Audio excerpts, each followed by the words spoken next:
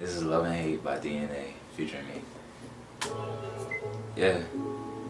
Hey, look, hey, and I love everything about you. Saw you in my dreams, so I know I can't live without you. I know that every word you whisper in my ear is true. Every I love you is accompanied by what you do to show me that you love with no fear. I'll never make you feel like I don't wanna be here. I got anger in my heart like a kettle continuously whistling. This anger won't go away, see, it's just another emotion to cover up the real ones. Yeah, I'm mad as hell. I never thought I understood what it was like to be a mad black woman until I realized I've been one all along. See, don't think we have nothing to be mad about, baby, I promise we do. We got to deal with abuse and manipulation, false love and hope. How about the fact the word equality doesn't have a meaning if it's used in the same sentence as black and woman? Or what about how we can't even have good hair without hearing, is it a weave? Or my favorite, can I touch your hair? So yeah, I'm mad. Okay, so first can you start off by stating your name, your major, and what you do? Hey, my name is Wakita Nicole Evans. Desi Jameson. Diamante Hewitt. I am a psychology major. I'm an English major. My major is business management and dance. I'm a musician. And I'm a dancer. I'm a poet. My name is Wakita Nicole Evans. Most people know me by Nicole. I am a senior here at Valdosta State University. My major is business management and dance, and I'm a dancer. And how long have you been dancing? I've been dancing since I was really small. My mom used to dance at the church. She's actually the praise minister. And I just mocked everything she did. Would you say that your mom inspired you to dance, or did someone else inspire you to dance? My mom inspired me, but my passion came from my grandfather because he used to take me to all my dance classes when I didn't have a ride at all. And when he passed away, it was the only thing that really kept us connected. What type of dancer would you classify yourself as? I'm more of a contemporary lyrical type dancer, but I have been trying to change so I can be a more versatile dancer. So hip hop, African, ballet, modern, jazz, like I can do it all. So I don't really classify myself as a specific type dancer. I'm more of a well-rounded dancer. Do you choreograph? Yes, I do. I choreograph a lot of dances. One of my favorite is to a singer from England. Her name is Nayo, and her song is Fool to Love. And it has like a little bit of every style, jazz, hip hop. You'll see it all later. What impact has being a student at Valdosta State University had on you as a dancer overall? Well, when I first came to Valdosta, I was on the Blazette dance line. I was on there for 2 years, so that helped me to work with dancers who aren't majors or who don't really know the technique of dancing. And also, I was able to join Delta Phi Delta Dance Fraternity Incorporated, which I'm the president of. And I was able to just dance with people who also share the same passion as me. We perform on and off campus. We've gone to different states, and yeah, I just really enjoyed myself. How many performances have you had on and off campus, would you say? Probably over 10. I've performed at football games, a basketball game, different events on campuses, a play that we had last semester. So I'm really involved on and off campus. What type of things inspire you in the type of music that you dance to? So usually when I choreograph, I want to do something that people usually don't see in a typical dance. I try to think outside of the box because as a choreographer, you have to think outside the box. You don't want your work to like somebody else's. So that's just my biggest goal, always thinking outside of the box.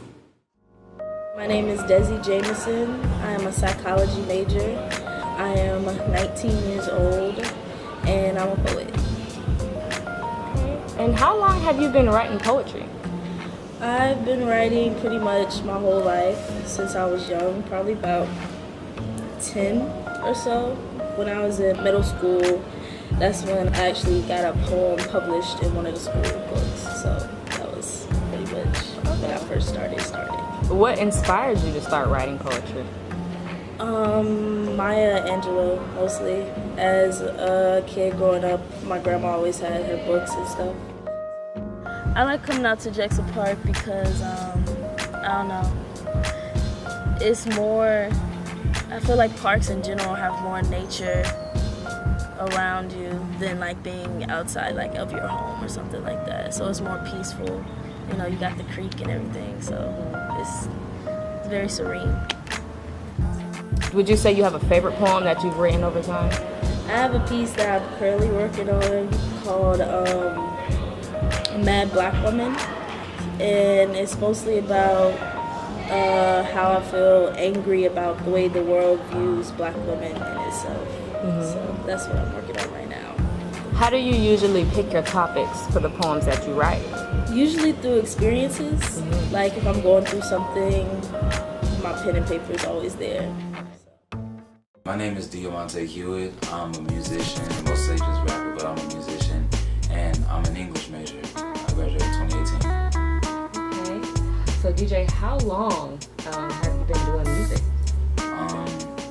I would say I really got into music when I first started my freshman year of high school. I would hang out with my friends and we just start freestyling after lunch or during recess.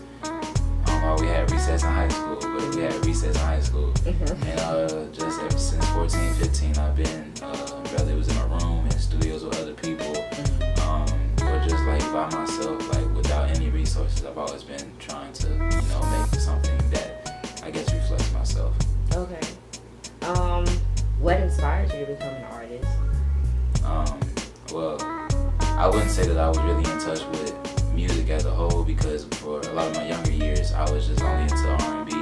If it wasn't Usher or Boyz II Men, I wasn't listening to it. So by the time I hit high school and really got introduced to rap and everything, I got introduced to so many great artists at the same time. There was Jay-Z, there was Nas, there was Lil Wayne, there was Kendrick Lamar.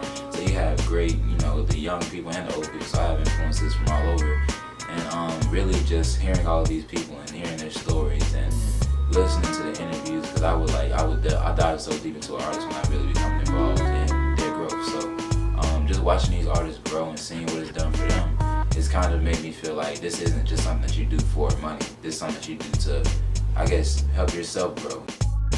The first thing I do when I get my stuff mastered, I go to this parametric equalizer. I first learned about this when I was like 18. I had already been recording for a year, but I never really looked into it. There's another kind of equalizer that they have, and it's a little bit more like exact. This one's like it's a line. The other one's like bars. You like raise the switch like one by one.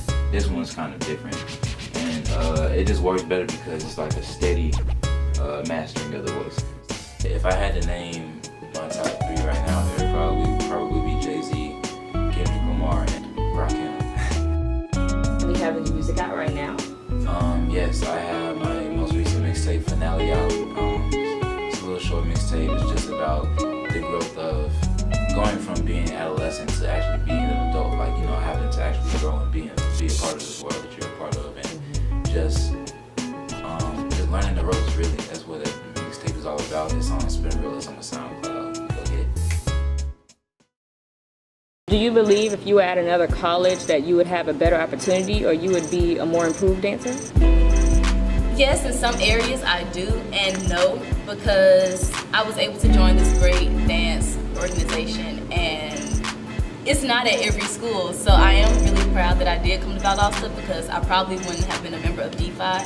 But I say yes because other schools that focus on dance, I believe that my technique could be way better, and also I can get more opportunities outside of college. I do not feel like the poets at Valdosta, like D-Police in itself, gets enough credit for what we do. We, like the open mics and stuff that we have, people don't really acknowledge how talented we are and what we could bring to the school. So no, I don't really feel like they give us any shine at all. So, could you tell me what D-Police is? D-Police is a poetry society that that brings together poets and people who want to share their voice and speak out.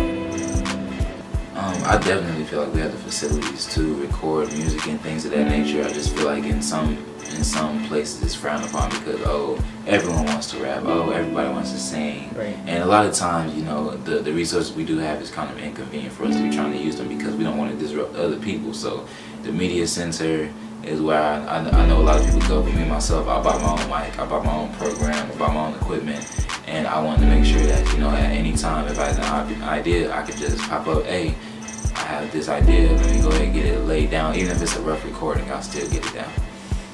Where do you see yourself in 5 years? In 5 years, I see myself owning a dance studio,